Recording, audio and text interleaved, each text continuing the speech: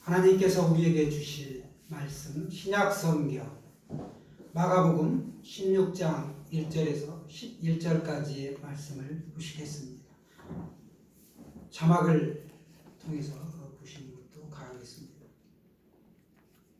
마가복음 16장 1절에서 11절까지의 말씀을 한 절씩 교독하시겠습니다. 제가 먼저 공독하겠습니다.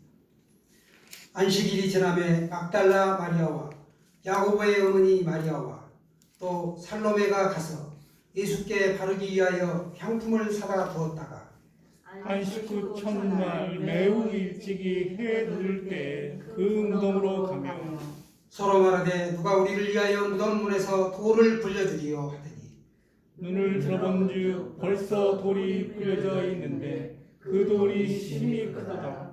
무덤에 들어가서 흰 옷을 입은 한 청년이 우편에 앉은 것을 보고 놀라매 청년이 이르되 놀라지 말라. 너희가 십자가에 못 박히신 나사렛 예수를 찾는구나.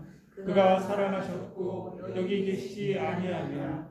보라, 그를 두었던 곳이니라. 가서 그의 제자들과 베드로에게 이르기를 예수께서 너희보다 먼저 갈릴리로 가시나니 전에 너희에게 말씀하신 대로 너희가 거기서 배우리라 하라 하는지라. 여자들이 몹시 놀라 떨며 나와 무덤에서 도망하고 무서워하여 아무에게도 아무 말도 하지 못하더라. 예수께서 안식 후 첫날 이른 아침에 살아나신 후 전에 7 귀신을 쫓아내어 주신 막달라 마리아에게 먼저 보이시니 마리아가 가서 예수와 함께하는 사람들이 슬피 울고 있는 중에 이 일을 알리매 다 같이 읽습니다. 그들은 예수께서 살아나셨다는 것과 마리아에게 보이셨다는 것을 듣고도 믿지 아니하니라. 아멘. 겨울에 앙상하게 죽은 것 같았던 길가의 벚나무에도 벚꽃이 만개하였습니다. 주님 부활하셨습니다. 주님의 부활은 역사적인 사실입니다. 그러나 주님은 물론 교회에 다니는 교인들조차도 주님의 부활을 믿지 않는 사람들이 있습니다. 그러나 주님은 확실하게 부활하셨습니다. 2000년 전에 하나님의 아들인 예수 그리스도께서 인류를 구원하실 세상의 왕으로 이 땅에 오셨습니다. 그리고 그 예수님이 인류의 죄를 대신해서 십자가에서 죽으시고 3일 만에 부활하셨습니다. 우리는 오늘을 부활절로 기념하여 지키는 것이죠. 사망 권세를 깨뜨리고 죽음에서 승리하셨습니다. 우리에게 죽음이란 하나님께로 갈 때 잠시 스쳐 지나가는 길에 불과합니다. 예수님은 그렇게 우리를 죄와 사망에서 해방시키시고 하나님 나라의 백성이 되게 하여 주셨습니다. 이 기쁜 소식이 복음 유앙겔리온입니다. 좋은 소식은 2가지 의미에서 사용되었습니다. 하나는 전쟁에서 승리만큼 값진 것이 없지요. 승리의 소식, 승전보를 의미했습니다. 승전보를 유앙겔리온이다, 복음이다 라고 얘기했습니다. 또 하나는 새 왕이 즉위하면 나라가 좋아질 것이다 라는 기대들을 가졌었는데 새 왕의 즉위 소식, 이게 바로 기쁜 소식, 복음이었습니다. 예수 그리스도의 부활은 이 2가지 의미가 다 포함된 것입니다. 복음의 핵심인 이 부활이 왜 역사적인 사실인가? 예수님께서 십자가에서 운명하신 후 부활하시기까지는 우리가 3일이라는 날짜가 경과되었습니다. 좀 더 우리가 구체적으로 살펴볼 것 같으면 금요일 오후 3시에 운명하셔가지고 새벽 안식일이 지난 다음 날 새벽 미명에 막달라 마리아와 여인들이 찾아갔죠. 그러면 날이 훤하려면 대개 한 6시가량 된다고 보고 35시간의 시차가 있는 것이죠. 그렇습니다. 이 여인들은 믿음이 있어서 그 문을 찾아간 것이 아니었죠. 그들은 시신의 발을 향유를 챙겨서 아침 일찍 일어나 예수의 무덤을 찾아갔습니다. 예수님께서 부활하신 첫날 가장 먼저 맞닥뜨린 사람들이 여인들이었죠. 그들은 무덤을 맡고 있던 이 커다란 돌문을 누가 좀 옮겼으면 좋겠다. 옮겨줬으면 좋겠다. 이런 소망을 가지고 갔습니다. 그러니까 예수님이 부활하실 것이라는 그런 확고한 믿음을 가지고 무덤으로 찾아간 것이 아니라 향품을 바르기 위해서 단순하게 맹목적인 충성심에서 사랑하는 마음으로 갔던 것이죠. 가녀린 여자들이 옮길 수 있는 돌이 아닙니다. 직경 2m가량의 둥그스름한 돌이 무게가 약 2톤 정도 나가는 규모의 그 돌문이었습니다. 그때 이제 여인들은 돌문이 옮겨져 있는 걸 보고 되고 깜짝 놀라게 됩니다. 여인들은 무덤에 들어가서 흰 옷 입은 한 청년, 천사와 마주치게 됩니다. 마가복음 16장 6절 말씀을 우리 한번 다 같이 보시겠습니다. 6절입니다. 시작. 청년이 이르되 놀라지 말라. 너희가 십자가에 못 박히신 나사렛 예수를 찾는구나. 그가 살아나셨고 여기 계시지 아니하니라. 보라, 그를 두었던 곳이니라. 놀라지 말라. 이렇게 말씀합니다. 놀라지 말라. 그가 살아나셨고 여기 계시지 아니하니라. 빈 무덤을 말씀하시는 것이죠. 놀라는 일을 그만 그치라는 것입니다. 아마 여인들은 그 청년이 천사가 유령인 것으로 착각했던 것 같습니다. 그래서 여인들을 빨리 진정시켜 줘야 할 만큼 그녀들이 매우 놀랐다는 사실을 우리가 알 수 있습니다. 이어서 우리가 7절 말씀을 계속해서 한번 보겠습니다. 시작. 가서 그의 제자들과 베드로에게 이르기를 예수께서 너희보다 먼저 갈릴리로 가시나니 전에 너희에게 말씀하신 대로 너희가 거기서 배우리라 하라 하는지라. 두 가지 구문이 먼저 떠오르죠. 가서, 이르기를, 전하기를, 전하라. 가서 전하라. 복음은 가서 전하는 것이죠. 그 무덤은 시체가 없는 빈 무덤이었고 예수는 다시 살아나 갈릴리로 가셨다는 것입니다. 예루살렘에서 갈릴리까지는 약 184km의 거리가 있었습니다. 온몸에 물과 피를 다 쏟으신 예수님께서 우리가 생각하기를 그는 중환자실에 계셔야 마땅할 터인데 죽은 지 3일이나 지났던 그 시인이 멀쩡한 채로 다시 살아나 사지가 멀쩡한 제자들보다도 더 빨리 갈릴리로 가신다는 것은 도무지 믿을 수가 없는 사건이었습니다. 이 예수님의 부활과 빈 무덤의 사건은 아주 놀랍고도 놀라운 사건입니다. 돌문으로 이 무덤 입구를 막고서는 로마 황제의 인봉을 쳤습니다. 감히 그 문을 열려고 했다가는 사형을 당할 것입니다. 더구나 3일간 로마 군병들이 겹겹이 에워싸고 지키고 있었단 말이죠. 마태복음 28장 3, 4절에서는 말씀합니다. 하늘나라 천사가 내려와 돌문을 굴러내고 무덤 안에 앉아 있었습니다. 형상이 번개 같고 옷은 흰눈같이 희었다 라고 말씀합니다. 천사가 여인들에게 세 가지 말씀을 들려주죠. 첫 번째는 마리아여 무서워하지 말라. 오늘 우리의 모든 삶의 현장에서 무서워하지 말라, 두려워하지 말라. 이 하나님의 음성을 들으시기 바랍니다. 두 번째는 그가 여기 계시지 않고 살아나셨느니라. 이렇게 말씀하셨습니다. 예수 그리스도는 무덤에 계시지 않고 살아나셔서 하늘에 오르셨고 종말의 때 만왕의 왕으로 다시 오신다는 것이죠. 여자들이 무서움과 큰 기쁨으로 제자들에게 알리려 갈 때 부활하신 예수님은 여인들을 만나 주셨습니다. 세 번째는 가서 제자들에게 이 소식을 전하라는 것입니다. 무서워하지 말고 두려워하지 말라. 또 그가 여기 계시지 않고 살아나셨다. 세 번째는 가서 제자들에게 이 기쁜 소식을 전하라는 것입니다. 우리가 믿는 그리스도교는 빈 무덤의 종교입니다. 구속사에는 무덤이 없습니다. 인류의 조상 아담의 무덤이 있다는 얘기를 들으셨습니까?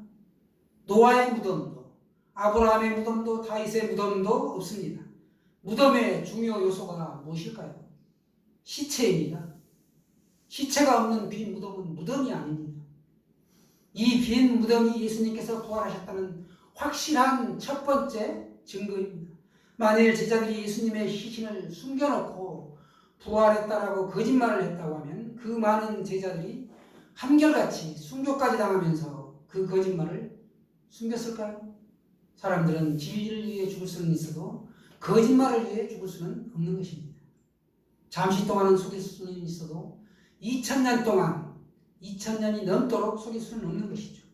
예수의 부활이 허위라면 오늘날까지 세계 곳곳에 그 수많은 교회와 선교사님들과 우리가 믿는 예수는 헛것이 되고 말 것입니다.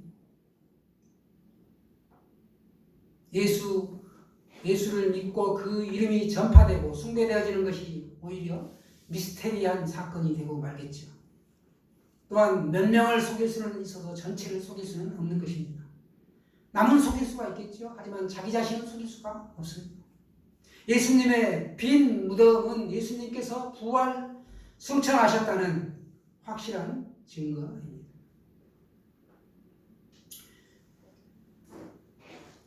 예수님의 빈 무덤 외에 세계 4대 성인으로 꼽히는 석가모니가 있죠. 석가모니는 죽어 인도의 능수 해안이라는 곳에 묻혔습니다. 마호메트는 사우디아라비아의 메카에 묻혔고 공자는 중국의 창평행에 묻혔습니다. 그들은 무덤에 나오지 못한 채로 거기서 썩었고 흙으로 돌아가고 말았습니다. 흙이 되고 만 것이죠. 죽음으로 끝을 본 자를 우리는 구원자로 섬길 수가 없습니다. 그러나 이 세계 4대 성인 중에 유일하게 예수님의 무덤은 바로 빈 무덤입니다. 예수 그리스도 외에 죽음을 이기고 부활한 사람은 없다는 것이죠. 우리는 어떤 종교가도 구원자라고 보지를 않습니다. 무덤을 넣고 경배와 찬양을 드리는 종교의 구원은 없는 것입니다. 구원이 무엇입니까? 전 인류가 속하는 구원은 죽음에서 우리를 건지시는 것입니다. 우리를 죽음에서 구원할 구원자는 죽음을 정복하고 살아나신 분이어야 합니다. 한때 떠들썩했던 석가모니의 뼈의 사건이 있었습니다. 석가모니 뼈가 발견되어 인도를 위시한 불교 국가에서 한동안 소동이 일어났습니다. 뼈들을 잘 지녀서 짜 맞추어서 수백만 인도 사람들의 경배 속에 시가 행진을 했습니다. 그때 수많은 사람들이 그 뼈가 지나갈 때 땅에 엎드려 절을 했다고 합니다. 그때 이 광경을 보고 한 선교사가 조용히 그 친구에게 말하기를, 만약 예수님의 무덤에서 그리스도의 뼈 조각 하나라도 발견이 되었다면 우리가 믿는 그리스도교는 흙으로 산산조각이 나고 말 거야. 이렇게 얘기했습니다. 여러분, 우리 주님의 무덤은 빈 무덤입니다. 그래서 빈 무덤은 부활의 증거입니다. 우리는 주님의 빈 무덤을 자랑하는 사람들입니다. 빈 무덤은 승리를 의미하죠. 죄와 사망에서 승리하시고 우리를 건져주신 것입니다. 예수님은 십자가에 못 박혀 죽으셨습니다. 왜 죽으셨습니까? 사랑 때문에 우리를 살리려고, 나를 살리려고 돌아가신 것이죠. 그러나 유대와 종교 지도자들은 예수님을 신성 모독죄로 십자가에 달리죠. 신성 모독죄를 적용하였습니다. 유대인이었기 때문에 예수님은 돌로 쳐죽임을 당해야 그들의 법대로 하자면 마땅한데, 그들은 로마법을 적용하여 잔인한 십자가형을 집행하였습니다. 그 당시에는 예수를 반대했던 군중들이 일시적으로 이긴 것 같이 보였습니다. 로마가 승리한 것 같았죠. 마귀가 분명히 세상을 지배하는 것 같았습니다. 그러나 아니었지요. 예수님께서 분명하게 부활하셨습니다. 예수를 못 박으라고 했던 수많은 군중들은 너무 놀랐습니다. 그들은 예수님의 제자들에게 와서, 형제들아 우리가 어찌할꼬 하면서 하나님께 회개하며 하루에 5,000명씩 3,000명씩 예수를 믿는 엄청난 사건이 예루살렘에서 나타나게 되었습니다. 훗날 대제국 로마도 결국 그들이 못 박았던 예수를 믿게 되었습니다. 국교로 공인을 하죠. 그때가 AD 388년이었습니다. 마귀는 예수의 십자가 사건 이후 사망 권세를 빼앗기고 말았습니다. 그래서 예수의 이름 앞에 벌벌 떨며 굴복하고 말았습니다. 빈 무덤은 새 생명의 증거입니다. 나무에 우리가 접을 붙이면 원가지와 똑같은 열매가 열리죠. 믿는 자는 예수와 동일하게 부활의 열매가 맺히게 됩니다. 아담 안에서 모든 사람이 죽은 것 같이 예수 그리스도가 부활하심으로 예수 안에서 모든 사람이 살아난 것을 믿으시길 바랍니다. 예수님의 부활이 나의 부활이다. 이 사실을 믿으셔야 합니다. 썩을 것으로 심지 않고 썩지 아니할 것으로 다시 사는 것. 그래서 예수의 죽음이 내 죽음이요 예수의 부활이 내 부활이 된다는 것입니다. 요한복음 6장 40절에 보시면 내 아버지의 뜻은 아들을 보고 믿는 자마다 영생을 얻는 이것이니 마지막 날에 내가 이를 다시 살리리라 이렇게 말씀하셨습니다. 우리가 믿는 그리스도교만이 영생 부활의 종교입니다. 혹자들은 그리스도교를 개신교라고 이야기합니다. 그때는 큰 분류로 나누면 서방의 로만 가톨릭과 동방 정교회가 개신교다 이렇게 말씀하는데 제가 말하고 싶은 이 개신교는 그리스도교다라고 말씀드리고 싶습니다. 주님의 부활이 역사적인 사실이다. 이 첫 번째 증거가 바로 뭐다? 빈 무덤이다. 이거라면 두 번째는 부활하신 후에 승천하시기 전 40일 동안 자신을 나타내 보이신 것. 이게 바로 두 번째 예수님이 부활하신 역사적인 사실입니다. 증거죠. 부활하신 주님은 40일 동안 이 땅에 계시면서 11번 이상 제자들에게 나타나셨습니다. 나중에는 스데반 집사와 자신을 핍박하던 핍박자 사울에게도 나타내 보이셨습니다. 우리가 예수님의 부활을 믿기 위해서는 하나님의 말씀인 성경을 주목해야 합니다. 누구에게 나타나시는가를 우리가 구체적으로 살펴보기 위해서는 하나님의 말씀을 봐야 되는데 오늘 첫 번째 말씀을 보시면 무덤가에서 막달라 마리아에게 오셨습니다. 또 무덤에 함께 갔던 여인들로 야고보의 어머니 마리아와 살로메에게 오셨습니다. 또 엠마오로 간 두 제자에게 오셨습니다. 엠마오로 내려간 두 제자는 예수님이 부활하셨다는 소식을 듣고도 오늘날 마치 코로나 팬데믹 때문에 죽음을 두려워하고 공포의 전세기가 쌓인 것처럼 죽음이 두려워서 예루살렘을 떠나 내려갔던 것이죠. 베드로에게 오셨습니다. 또 도마를 제외한 10제자에게 오셨습니다. 주일 저녁 방 안에 숨어있던 10제자에게 나타나 말씀하시죠. 어찌하여 두려워하며 어찌하여 마음에 의심이 일었느냐. 내 손과 발을 보고 나인 줄 알라. 또 나를 만져보라. 영과 살은 뼈가 없으되 너희 보는 바와 같이 나는 살아있느니라. 이렇게 말씀하시는데도 제자들이 믿지를 못합니다. 그러자 다시 말씀하시죠. 그때라도 믿으면 좋으련만. 우리 같으면 믿었겠죠? 제자들은 믿지를 못했습니다. 그래서 다시 말씀하십니다. 여기 무슨 먹을 것이 있느냐? 이렇게 하시고 이에 제자들이 구운 생선 한 토막을 예수님께 갖다 드리자 이걸 받으시고 예수님은 제자들 앞에서 그걸 잡수셨습니다. 주님이 몸으로 부활하신 사실을 보이신 것입니다. 도마를 포함한 11제자에게도 또 오셨습니다. 갈릴리 호수에서 고기를 잡던 7제자에게도 오셨습니다. 그런가 하면 갈릴리산에서 11제자에게 오시고 말씀하시죠. 11제자에게 말씀하신 게 바로 뭔가? 마태복음입니다. 마태복음 28장 19절로 20절 말씀 우리가 한번 보시겠습니다. 굉장히 우리 지상명령이라고도 하죠. 마태복음 28장 19절에서 20절 말씀입니다. 자, 함께 읽습니다. 시작. 그러므로 너희는 가서 모든 민족을 제자로 삼아 아버지와 아들과 성령의 이름으로 세례를 베풀고 내가 너희에게 분부한 모든 것을 가르쳐 지키게 하라. 볼지어다 내가 세상 끝날까지 너희와 항상 함께 있으리라 하시니라. 세례를 베풀라. 그리고 항상 너희와 세상 끝날까지 함께 있겠다. 예수님은 이렇게 우리에게 약속해 주셨습니다. 이보다 더 큰 복이 없죠.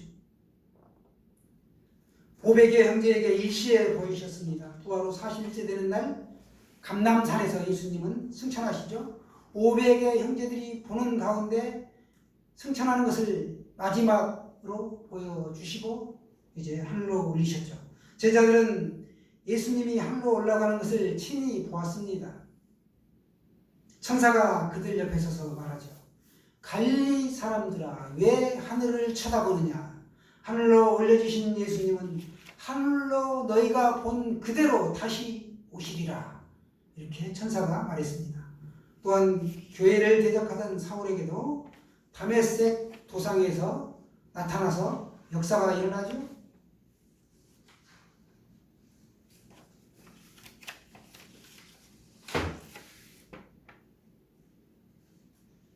예수쟁이 때려잡기에 가장 앞장섰던 그 핍박자 사울은 사도가 되었고 온 세계에 복음을 전하는 선교사로 쓰임받게 되었습니다. 이렇게 예수님은 40일 동안 11번 이상 자신을 나타내 보이셨습니다. 부활의 주님을 만난 사람들은 이렇게 바울처럼 반드시 변화가 일어나게 되어 있습니다.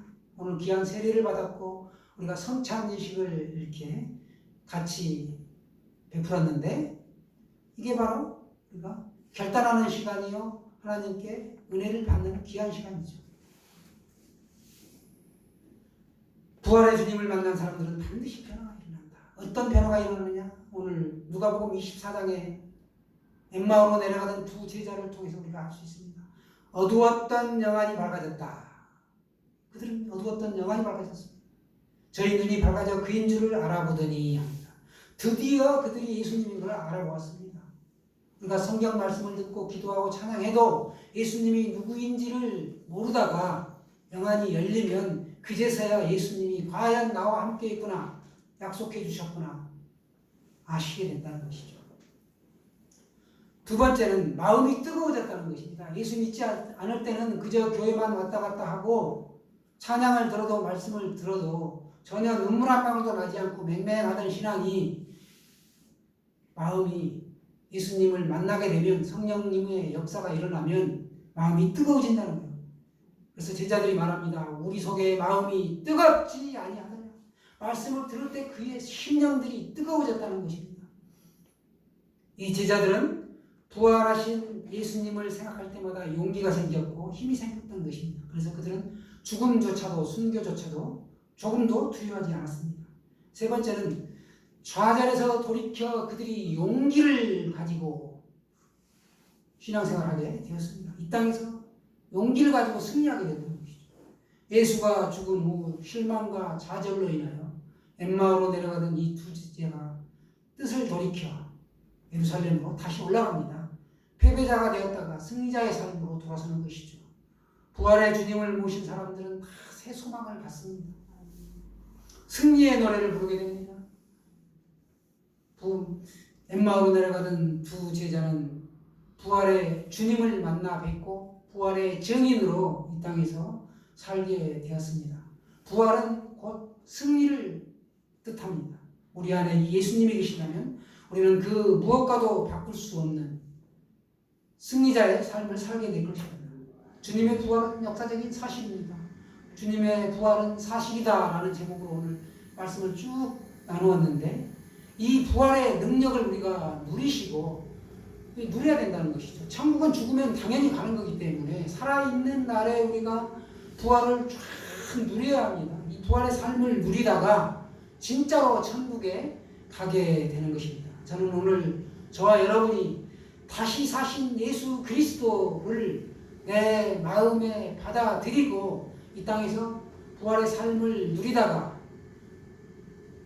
천국에 가시기를 다시 사신 예수 그리스도의 이름으로 축원합니다. 할렐루야.